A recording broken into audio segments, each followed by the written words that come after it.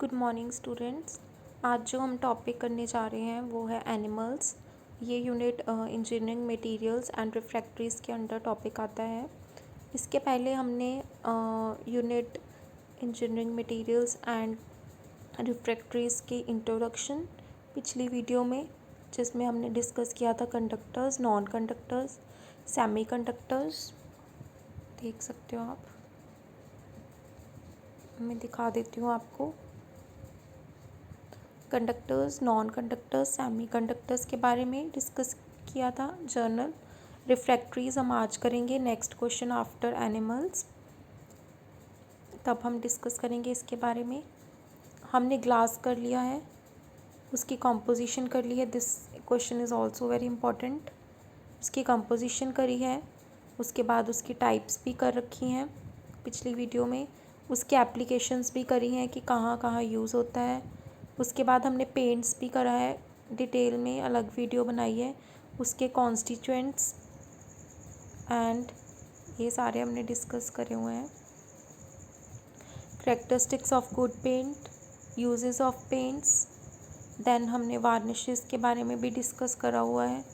आप फ़ोटोज़ भी देख सकते हो, मैंने इस फ़ोटोज़ के साथ एक्सप्लेन किया है।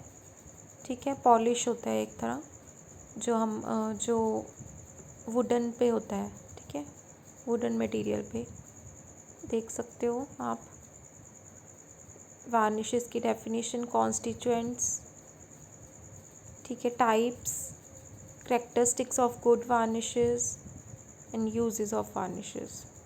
ओके, इस पे वीडियोस बनी हुई हैं, आप देख सकते हो चैनल के ऊपर। नेक्स्ट है आपका जो स्टार्ट करने वाले हम जो टॉपिक है under the unit engineering materials and refractories. Define the animals. Define the animals. Animals क्या है? एनिमल्स को डिफाइन करना है फर्स्ट तो, देन उसके कॉन्स्टिट्यूएंट्स के बारे में पता करना है, then uses of the animals. ठीक है, एनिमल एंड ओपेक होता है जिसके आर पार हम नहीं देख सकते। ठीक है, और सेमी ट्रांसपेरेंट, बहुत कम सा दिखे, ज़्यादा ना दिखे। सेमी ट्रांसपेरेंट, ट्रांसपेरेंट तो बिल्कुल ही जैसे आर पार दिख रहा है। सेमी ट्रांसपेरेंट मीन्स थोड़ा सा, बिल्कुल माइल्ड सा दिख रहा है। ग्लॉसी सब्सटेंस, ग्लॉसी सब्सटेंस होता है that is type of glass, glass की तरह होता है इसका texture. Applied to the hard surfaces, जब किसी सरफेस पे अप्लाई होता है एज अ प्रोटेक्टिंग कोटिंग। क्या है? एक ओपेक ग्लॉसी सब्सटेंस है एनिमल, जिसको हम एक ग्लास भी बोल सकते हैं कि एक ग्लास की तरह लेयर बन जाएगी जिसके ऊपर भी हम अप्लाई करेंगे, जिस भी मटेरियल के ऊपर अप्लाई करेंगे एक ग्लास जैसा ग्लॉसी सब्सटेंस जैसा हमें लगेगा, ओपेक या फिर सेमी ट्रांसपेरेंट, और जो प्रोटेक्टिव कोटिंग देगा जिस भी मटेरियल पे हम अप्लाई करेंगे। ठीक है, it is a paint that dries to a hard glossy finish. मतलब एक पेंट की तरह है, जब वो ड्राई हो जाएगा तो एक हार्ड, जब आप टच करोगे एक हार्ड ग्लॉसी चमकदार एंड अच्छी फिनिश देगा to the material on which it is applied. Okay, आगे इसके कॉन्स्टिट्यूएंट्स को देखने से पहले मैं आपको थोड़ी सी दिखा देती हूँ इसकी photos. This is animal paint. Animal paint, इस मटेरियल पे कौन सा पेंट हुआ है? Animal paint. देख लो। नेक्स्ट देखिए, एक्राइलिक पेंटिंग एनिमल्स। देख लीजिए, ये है एक्राइलिक कलर्स जो यूज़ होते हैं मटेरियल्स को पॉलिश करने के लिए, आप बोल सकते हो ग्लॉसी लुक देने के लिए मटेरियल को। ठीक है, आप देख लीजिए ये। अब हम किसके बारे में, उसके कॉन्स्टिट्यूएंट्स के बारे में पढ़ेंगे, क्या क्या डलता है एनिमल पेंट बनाने के लिए। फर्स्ट है पिगमेंट। जो भी पिगमेंट आपको चाहिए, जो भी कलर चाहिए। अभी हमने एक प्लेट देखी, वो कौन से कलर की थी? ब्लू कलर की। तो क्या किया हमने? पिगमेंट लेना है, जो भी कलर हमें चाहिए वो वाला। Pigments are usually white, soft and fine in texture. Pigments usually क्या होते हैं? पाउडरी टेक्सचर में होते हैं, सॉफ्ट होते हैं। ठीक है। तो पिगमेंट्स यूजली वाइट होते हैं, तो आप कलर्ड भी ले सकते हो, आजकल कलर्ड भी आने लग गए हैं।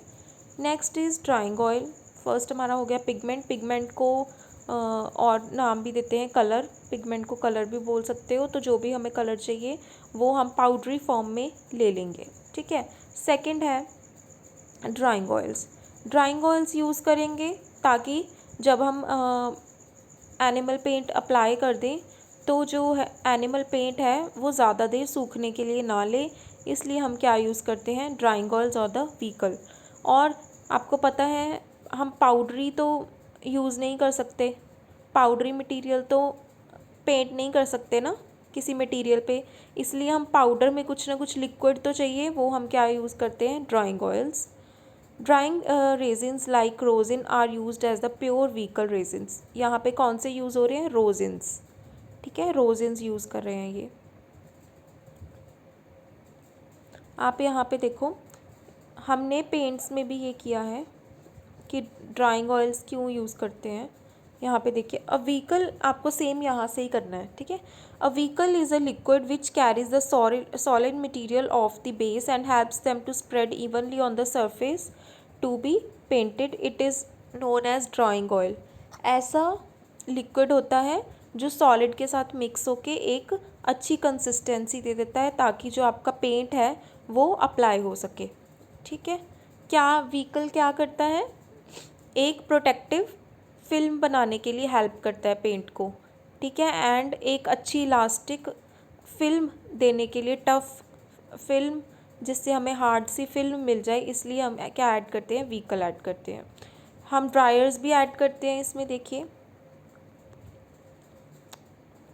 नेक्स्ट है हमारे ड्रायर्स, देन थिनर्स। सेम जैसे पेंट्स में जो यूज़ होते हैं सेम इसमें भी आप यूज़ कर सकते हो, क्योंकि ये भी एक तरह का पेंट ही है। तो ड्रायर्स हम जैसे हमने पेंट्स में पढ़ा था सेम ही ड्रायर्स यूज़ कर लेंगे हम। Dryer it quickens the drying of the vehicle used in the paint. Dryers किस लिए यूज़ करते हैं, ताकि जो पेंट है वो जल्दी से सूख जाए जब अप्लाई कर दिया हमने। ये ना हो कि 2-3 दिन ले रहा है या 24 आवर्स ले रहा है, बहुत टाइम ले रहा है। अगर ड्रायर्स ऐड करेंगे तब क्या होगा, जो आपका पेंट होगा, जो भी पेंट आप करोगे उसको ज़्यादा टाइम नहीं लगेगा सूखने में, ठीक है। जो भी ड्रायर्स यूज़ करना है आपको ये यूज़ कर सकते हो आप, ये नोट कर लेना। Most effective dryers are the soap such as naphthenates of cobalt, manganese, lead and zinc, ठीक है। तो आप इसमें से कोई भी ड्रायर यूज़ कर सकते हो। उसके बाद ड्रायर्स भी हो गया, व्हीकल भी हो गया। थिनर्स, यहाँ देखो थिनर्स कौन से यूज़ कर सकते हो आप, थिनर्स पीछे से देखते हैं उसका, आप पूरा देखते हैं। Thinner is a volatile substance, ठीक है। थिनर एक वॉलेटाइल सब्सटेंस है, मैंने पहले भी बताया वॉलेटाइल सब्सटेंसेस वो होते हैं अगर आप उन्हें खुला छोड़ोगे दे गेट एवेपोरेट या वेपोराइजेज इन दी एटमॉस्फेयर, ठीक है। That is added to the paint to make its application easy and smooth. Thinners इसलिए ऐड किए जाते हैं ताकि पेंट है जो स्मूथ एंड ईजिली जो है वो अप्लाई हो जाए। और कौन से यूज़ कर सकते हो आप, kerosene oil and turpentine oil या फिर एसीटोन भी यूज़ कर सकते हो। किस लिए यूज़ होता है, फंक्शंस आप कर सकते हो, स्मूथ टेक्सचर देने के लिए, यूनिफॉर्म टेक्सचर देने के लिए, एंड और क्या कर सकता है, हमें क्या करेगा, थिनर हेल्प करेगा, वॉलेटाइल है इसलिए ड्राइंग प्रोसेस को फास्ट करेगा, ठीक है।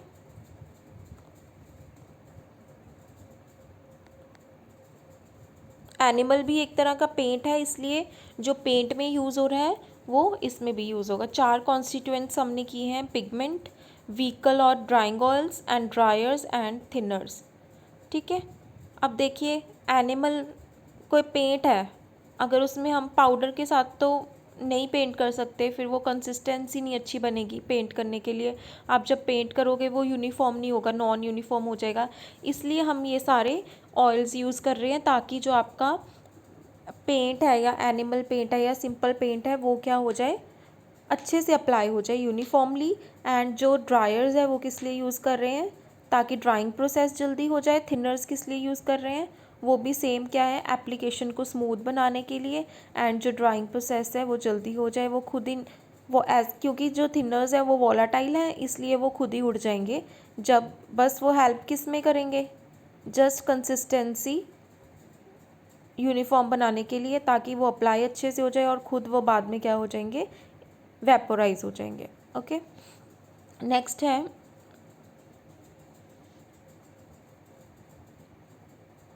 वेट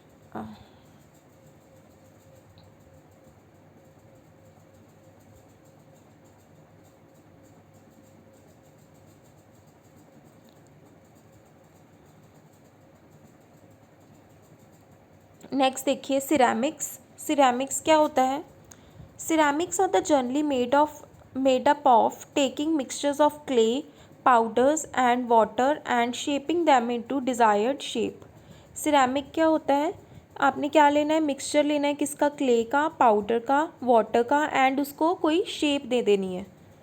ठीक है, कोई शेप दे देनी है, जो भी आपको मन करे उनका मिक्सचर बना के आपको कोई ना कोई शेप दे देनी है। जैसे आपने बना दिया, ब्रिक बना ली, ग्लास बना दिया।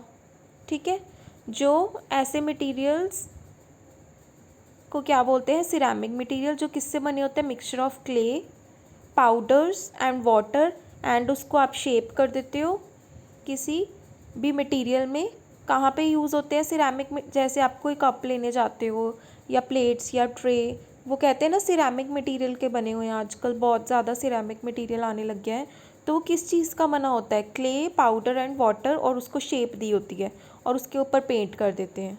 ठीक है, कहाँ कहाँ यूज़ होता है, डेकोरेटिव मटेरियल में मटेरियल्स बनते हैं सिरेमिक से, ब्रिक्स बनती हैं, ग्लास बनता है, टाइल्स बनती है, सीमेंट बनता है, कंक्रीट। ठीक है, ये सब सिरेमिक मटेरियल से ही बनते हैं। ठीक है, करैक्टरिस्टिक्स क्या है सिरेमिक्स के, सिरेमिक मटेरियल क्यों यूज़ करते हैं हम। फर्स्ट है हाई स्ट्रेंथ, स्ट्रेंथ अच्छी होती है। हाई हार्डनेस, हार्ड होते हैं। लॉन्ग लास्टिंग, ज़्यादा देर चलते हैं, ज़्यादा टाइम चलते हैं। फोर्थ है गुड इंसुलेटर्स, अच्छे क्या हैं, इंसुलेटर्स हैं।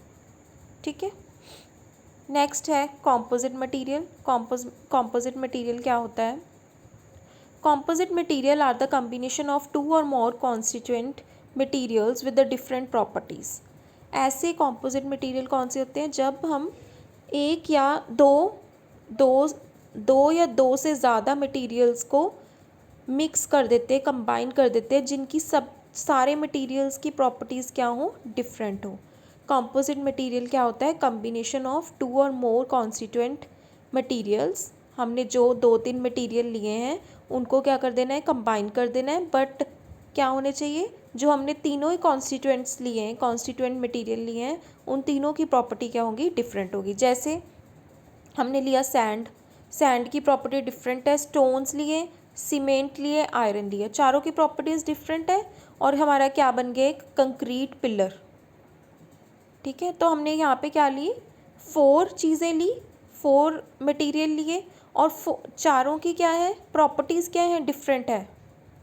आयरन डिफरेंट काम करता है, सीमेंट का डिफरेंट रोल है, स्टोन्स का डिफरेंट है, एंड सैंड का डिफरेंट है।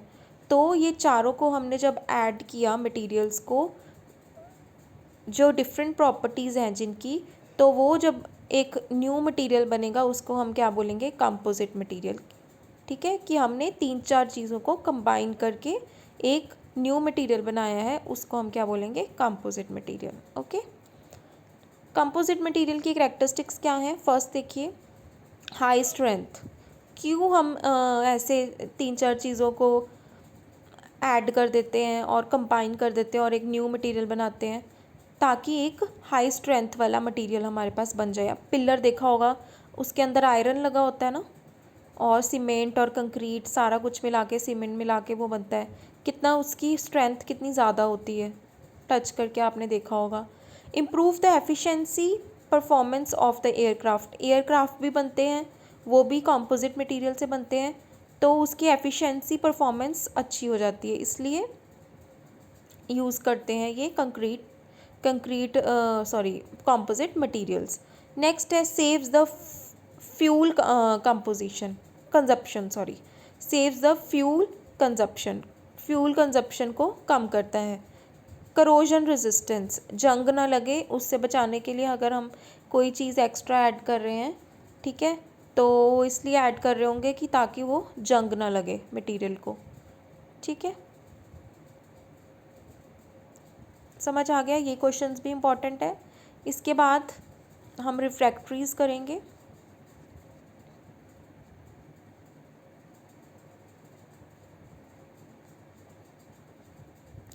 रिफ्रैक्टरीज देखिए, refractories, what are refractories, what are the types of refractories और यूजेस ऑफ रिफ्रैक्टरीज हम लास्ट में करेंगे इसके बाद। ठीक है, फर्स्ट देखिए रिफ्रैक्टरीज क्या होती हैं। Refractories are the ceramic materials भी बोल सकते हो आप, या फिर हीट रेजिस्टेंट मटेरियल्स। मैंने जब ये चैप्टर स्टार्ट करवाया था, ये यूनिट स्टार्ट कराया था इंजीनियरिंग मटेरियल्स एंड रिफ्रैक्टरीज, तब भी मैंने इसका मीनिंग बताया था कि रिफ्रैक्टरीज क्या होते हैं। ऐसे मटेरियल्स होते हैं जो हाई टेम्परेचर को विदस्टैंड कर सकते हैं, मतलब जितना मर्जी हाई टेम्परेचर हो उनको नुकसान नहीं होगा अगर हम रिफ्रैक्टरीज मटेरियल यूज़ करते हैं, रिफ्रैक्टरी ब्रिक्स यूज़ करते हैं, तो हम चाहे अगर हमने मतलब किसी फैक्ट्री में कुछ काम करना है जिसमें आग यूज़ हो रही है, फायर यूज़ हो रही है, और हमें टेम्परेचर इतना ज़्यादा चाहिए ना, इतना ज़्यादा चाहिए, नॉर्मल अगर आप नॉर्मल मटेरियल से बनाओगे तो वो ख़राब हो जाएगा, वो टूट जाएगा। बट अगर रिफ्रैक्टरी मटेरियल यूज़ करोगे तब चाहे जितना मर्जी टेम्परेचर आप यूज़ कर रहे हो, ठीक है, तब क्या होगा, आपका जो मटेरियल है वो ख़राब नहीं होगा ड्यूरिंग द प्रोसेस। ठीक है, refractories are the ceramic materials and heat resistant material which can withstand very high temperature. जितना मर्जी टेम्परेचर कर दो इंडस्ट्री में, ठीक है, अगर कुछ भी बना रहे हैं तो जो ये मटेरियल क्या होएगा, ना मेल्ट होगा ना सॉफ्ट होगा, और इसमें इसकी जो शेप है वो भी चेंज नहीं होगी। ठीक है, मैं रिपीट कर देती हूँ, रिफ्रैक्टरीज ऐसी मटेरियल्स हैं हीट रेजिस्टेंस, मतलब उनको हीट से कोई फ़र्क नहीं पड़ता, चाहे जितनी मर्जी हीट आप उस मटेरियल के आसपास जगा दो, ना उनकी शेप चेंज होगी, ना वो मेल्ट होंगे, ना वो सॉफ्ट होंगे। ठीक है, रिफ्रैक्टरीज मटेरियल्स पता लग गया आपको। ठीक है, ये ज़्यादातर फैक्ट्रीज़ में यूज़ होते हैं, स्टील फैक्ट्रीज़ में यूज़ होते हैं, या फिर जब हमने ओर से हमने प्योर मेटल एक्सट्रैक्ट करना है तब यूज़ होते हैं। ठीक है, अब देख लो क्लासिफिकेशन क्या है, टाइप्स भी बोल सकते हो। यहाँ पे देखो मैंने बताया रिफ्रैक्टरीज़ कहाँ यूज़ होते हैं, फर्नेसेस में। फर्नेसेस क्या होते हैं, furnaces N equipment is an equipment to melt the metals for casting or for heating the materials। ठीक है, मैंने बताया आपको ओर से अगर हमने प्योर मेटल लेनी है, ठीक है, तो या फिर किसी ओर को हीट करना है बहुत ज़्यादा, तो हम वहाँ उस जगह को क्या कहते हैं, उस इक्विपमेंट को क्या कहते हैं, फर्नेसेस के अंदर अब अगर हमें हीट करना है मटेरियल्स को, तो फर्नेसेस के अंदर कौन सा मटेरियल लगेगा, रिफ्रैक्टरी मटेरियल लगेगा। ठीक है, नेक्स्ट देखो रिफ्रैक्टरी ब्रिक्स, देखिए कैसी होती हैं, ये है रिफ्रैक्टरी ब्रिक्स। ओके, यहाँ पे देखो, ये देखिए ये क्या है, ये है फर्नेस, और इसके अंदर देखो कितना ज़्यादा टेम्परेचर है, इसके अंदर कौन सा मटेरियल लगाया हुआ है, इसके अंदर सारा रिफ्रैक्टरी मटेरियल है। अगर आप सिंपल सीमेंट यूज़ करोगे वो ख़राब हो जाएगा, मेल्ट हो जाएगा। ठीक है, इसलिए आपको ये ऐसा मटेरियल यूज़ करना पड़ेगा जो इतनी आग को सह पाए, इतनी जो फायर है इसको सह पाए, इतनी हीट है उसको सह पाए, इतने टेम्परेचर को सह पाए। इसलिए हमने क्या यूज़ करना है, रिफ्रैक्टरी मटेरियल। रिफ्रैक्टरी ब्रिक्स आती हैं, उसका अंदर सारा बनाया जाता है, कंस्ट्रक्ट किया जाता है। ठीक है, आप देख सकते हो ये है फर्नेस, ठीक है, और इसके अंदर क्या किया हुआ है, इन्होंने रिफ्रैक्टरी मटेरियल लगाया हुआ है, अंदर उन्होंने देखो कितना ज़्यादा टेम्परेचर किया हुआ है, और रिफ्रैक्टरी मटेरियल इतने ज़्यादा टेम्परेचर को भी झेल पा रहा है, और उसका जो रिफ्रैक्टरी मटेरियल है वो बिल्कुल भी ख़राब नहीं हो रहा, चाहे जितना मर्जी टेम्परेचर आपने इसमें दे दिया हुआ है। ठीक है, प्रोसेस के लिए आप देख सकते हो ये। नेक्स्ट है टाइप्स या क्लासिफिकेशन ऑफ रिफ्रैक्टरीज भी आप बोल सकते हो। First is the acid refractories. Acid refractories ऐसी रिफ्रैक्टरीज होती हैं जिसमें एसिडिक मटेरियल यूज़ होता है, like silica, SiO2, alumina, Al2O3। तो जहाँ पे आपका एसिडिक मटेरियल यूज़ हो रहा है तो आप उन रिफ्रैक्टरीज को क्या बोलोगे, एसिडिक रिफ्रैक्टरीज या फिर एसिड रिफ्रैक्टरीज। ठीक है, एग्जांपल्स बताई हुई हैं, silica and alumina. Okay, next is your basic refractories. ठीक है, बेसिक रिफ्रैक्टरीज में क्या होगा, ऐसी रिफ्रैक्टरीज जिसमें कैसे मटेरियल लगेगा, बेसिक मटेरियल, जैसे मैग्नेसाइट, कैल्शियम ऑक्साइड। ठीक है, जिसमें बेसिक मटेरियल यूज़ हो रहा है उन रिफ्रैक्टरीज को we will say basic refractories. ये हो गया first and second, acidic, basic and last is neutral refractories. ठीक है, ऐसी refractories, these refractories are made from the weekly acid and the basic material. जो weak acid and basic material से बना होगा वो वाली रिफ्रैक्टरीज को हम क्या बोलेंगे, न्यूट्रल रिफ्रैक्टरीज, जिसमें वीकली एसिडिक भी एंड बेसिक भी मटेरियल यूज़ हो रहा है, like carbon and graphite. Okay, it's easy. Acidic refractories वो होंगी जिसमें एसिडिक मटेरियल यूज़ हो रहा है, like silica and alumina. Basic refractories वो हो गई जिसमें बेसिक मटेरियल यूज़ हो रहा है, लाइक मैग्नेसाइट। और न्यूट्रल रिफ्रैक्टरीज वो हो गई जिसमें वीक एसिड और वीक बेसिक मटेरियल यूज़ हो रहा है, लाइक कार्बन एंड ग्रेफाइट। ठीक है, ये होगी इसकी classification. Next is your applications. Okay, applications देखिए, this is applications of the refractories. अब देखिए, हर एक क्लासिफिकेशन के अकॉर्डिंग एप्लीकेशंस बताई हुई हैं कि एसिडिक रिफ्रैक्टरीज कहाँ पे यूज़ हो रही हैं, बेसिक रिफ्रैक्टरीज कहाँ पे यूज़ हो रही हैं और न्यूट्रल रिफ्रैक्टरीज कहाँ पे यूज़ हो रही हैं। तो first we will talk about the uses of the acid refractories. First is the silica bricks are used in the roofs of the electric furnaces and glass furnaces. ऐसे equipments जो glass से बने होंगे या फिर इलेक्ट्रिक मटेरियल से बने होंगे, उसके अंदर जो हम ब्रिक्स यूज़ करते हैं वो एसिडिक ब्रिक्स यूज़ करते हैं या सिलिका ब्रिक्स यूज़ करते हैं। तो this is the first use of the acid refractories. Okay, next is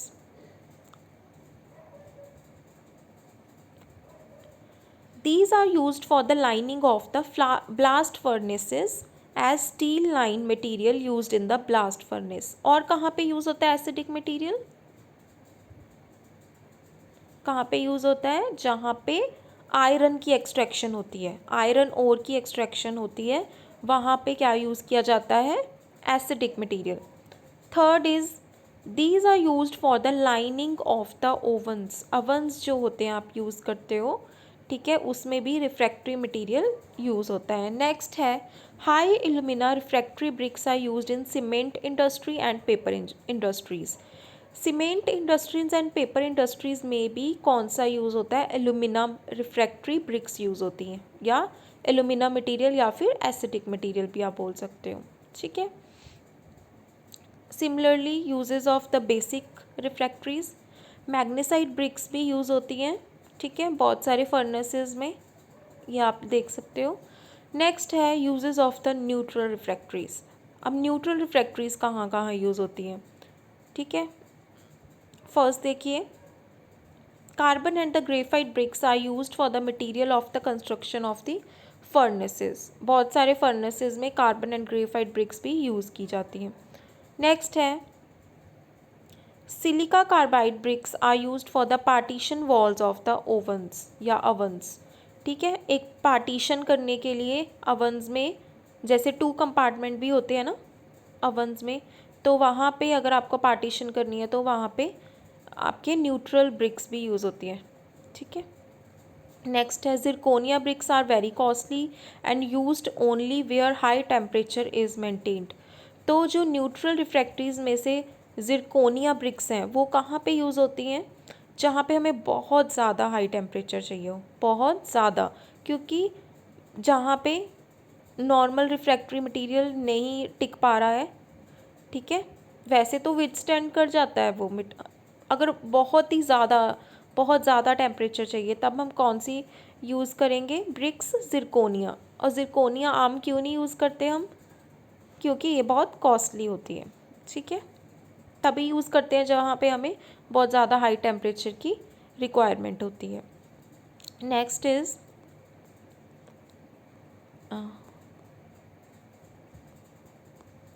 यहाँ पर भी थोड़े से इसके यूजेस बताए हुए हैं, या एप्लीकेशंस बोल सकते हो। एप्लीकेशंस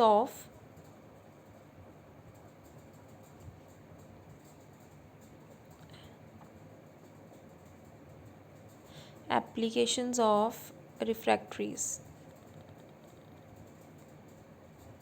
एप्लीकेशन ऑफ रिफ्रैक्टरीज, ठीक है। देख लीजिए, फर्स्ट पॉइंट है it should be able to withstand the high temperature generated in the furnaces. या फिर आप कह सकते हो इसको ऐसे भी, एप्लीकेशंस नहीं होंगी ये होंगी characteristics of good refractory material. हाँ, एप्लीकेशंस नहीं होंगी, वेट, इसको आप बोलोगे, यहाँ पे कटिंग हो गई है इसलिए, करेक्टरिस्टिक्स ऑफ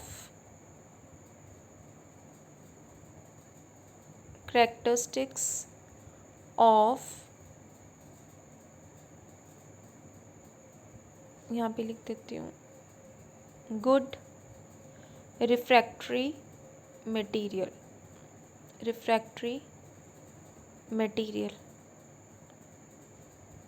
क्या करेक्टरिस्टिक्स होंगे एक अच्छे रिफ्रैक्टरी मटेरियल के? जैसे हमने गुड पेंट के देखे थे ना पिछली वाली वीडियो में, कि पेंट्स क्यों हम पेंट खरीदेंगे, कैसा मटेरियल हो, पेंट कैसा होना चाहिए, ऐसे ही रिफ्रैक्टरी मटेरियल हमारा कैसा होना चाहिए, क्या करेक्टरिस्टिक्स होनी चाहिए एक अच्छे रिफ्रैक्टरी मटेरियल के, ठीक है। ये देखिए, लिख ही देती हूँ यहाँ पर ताकि आपको याद रहे हम किसके बारे में बात कर रहे हैं। नीचे विजिबल तो होगा ही। फर्स्ट है it should be able to withstand high temperature generated in the furnace. अगर हमारे पास हमने कोई और एक्सट्रैक्ट करनी है तो हम ऐसा रिफ्रैक्टरी मटेरियल यूज़ करेंगे ना जो जितना मर्जी टेम्परेचर हम कर दें, हाई टेम्परेचर कर दें, वो क्या कर जाए, विदस्टैंड कर जाए जो हमारा इक्विपमेंट है, सॉरी हमारा मटेरियल है, ठीक है। तो हम ऐसा मटेरियल यूज़ करेंगे, ऐसा रिफ्रैक्टरी मटेरियल होना चाहिए जो जितना भी मर्जी हाई टेम्परेचर हम कर दें, हमारा रिफ्रैक्टरी मटेरियल है वो मेल्ट ना हो ना सॉफ्ट हो, वैसे का वैसे ही रहे। Second, it should not be affected by the corrosive gases and metallic liquids produced in the furnaces। जब फर्नेस के अंदर रिएक्शन होगा, जब रिफ्रैक्टरी मटेरियल अंदर लगा होगा फर्नेस के, तो बहुत सारी गैसेस भी निकलेंगी जिससे करोजन हो सकता है, या बहुत सारे लिक्विड्स भी निकलेंगे। तो ऐसा होना चाहिए, ऐसा हमारा रिफ्रैक्टरी मटेरियल होना चाहिए जिसको अगर कोई भी गैस निकल रही है या कोई भी लिक्विड निकल रहा है उससे कुछ अफेक्ट ना हो, ठीक है। थर्ड है it should be able to withstand the overlying load of the structure at the operating temperature. जितना भी लोड हम फर्नेस के अंदर डाल दें पर रिफ्रैक्टरी मटेरियल हमारा ख़राब नहीं होना चाहिए, ऐसा मटेरियल होना चाहिए। It should not crack eight the operating the temperature. हम जितना मर्जी हाई टेम्परेचर फर्नेस के अंदर कर दे, हमारा रिफ्रैक्टरी मटेरियल है वो जो ख़राब नहीं होना चाहिए, उसमें क्रैक्स नहीं आने चाहिए। फिफ्थ है it should B heat and corrosion resistance. Heat से उसे कोई फ़र्क नहीं पड़ना चाहिए, ऐसा हमारा रिफ्रैक्टरी मटेरियल होना चाहिए, और ना ही तो उसे जंग लगनी चाहिए, ठीक है। हमने क्या क्या करेक्टरिस्टिक्स में पढ़ा है। फर्स्ट इज़ जितना मर्जी हाई टेम्परेचर हम कर दें, रिफ्रैक्टरी मटेरियल ख़राब नहीं होना चाहिए, तभी हम बाय करेंगे रिफ्रैक्टरी मटेरियल, ऐसा वाला ही बाय करेंगे, ठीक है। सपोज़ इंडस्ट्री वाले गए वहाँ पे, वो कह रहे हैं हमें ऐसा मटेरियल चाहिए, पहले तो हम जितना मर्जी टेम्परेचर कर दें वो ख़राब ना हो। फर्स्ट उन्होंने ये बताया कि ये करेक्टरिस्टिक्स होनी चाहिए। सेकंड वो बता रहा है, कहता जितनी मर्जी गैसेस इवॉल्व हो जाए, रिएक्शन होगा जब फर्नेस के अंदर, या फिर कोई लिक्विड निकल जाए, पर रिफ्रैक्टरी मटेरियल है जो वो ख़राब नहीं होना चाहिए, उसको कोई अफेक्ट नहीं होना चाहिए। थर्ड उसने कहा चाहे हम जितना मर्जी लोड दे दें फर्नेस के अंदर जितना मर्जी हमने और डाल दिया, चाहे जितना मर्जी लोड हो, जितने मर्जी केजीज़ का लोड हो, पर जो आपका रिफ्रैक्टरी मटेरियल है वो ख़राब ना हो, ऐसा मटेरियल हमें चाहिए। फोर्थ कहता क्रैक ना आए, अगर हम रिफ्रैक्टरी मटेरियल आपका यूज़ कर रहे हैं तो क्रैक ना आए। फिफ्थ है कहता अगर हम बहुत ज़्यादा हीट दे रहे हैं फर्नेस के अंदर, अगर हमने आपका रिफ्रैक्टरी मटेरियल यूज़ करा है तो उसको हीट से कुछ फ़र्क ना पड़े, वो ख़राब ना हो जाए या फिर उसको जंग ना लग जाए, ठीक है। तो ये सारे करैक्टरिस्टिक्स हो गए आपके एक गुड रिफ्रैक्टरी मटेरियल के। फर्स्ट मैंने बता दिया है, आपको फिर से बता रही हूँ। पहले तो हीट को क्या करना चाहिए, heat resistance and corrosion resistant होना चाहिए, क्रैक नहीं आना चाहिए। थर्ड है जितना मर्जी लोड हम डाल दें तब भी क्रैक नहीं आना चाहिए, ना उसको कोई फ़र्क पड़ना चाहिए। फोर्थ इज़ जितनी मर्जी गैसेस इवॉल्व हो जाए, जितनी मर्जी लिक्विड इवॉल्व हो जाए, आपका रिफ्रैक्टरी मटेरियल ख़राब ना हो, ठीक है। और जितना मर्जी हम टेम्परेचर कर दें वो मेल्ट ना हो मटेरियल, ठीक है। ये आपके हो गया unit engineering material and refractories finish, ठीक है। आप ये रिवाइज़ कर लीजिए, कोई भी प्रॉब्लम है आप मुझसे पूछ सकते हो। Thank you.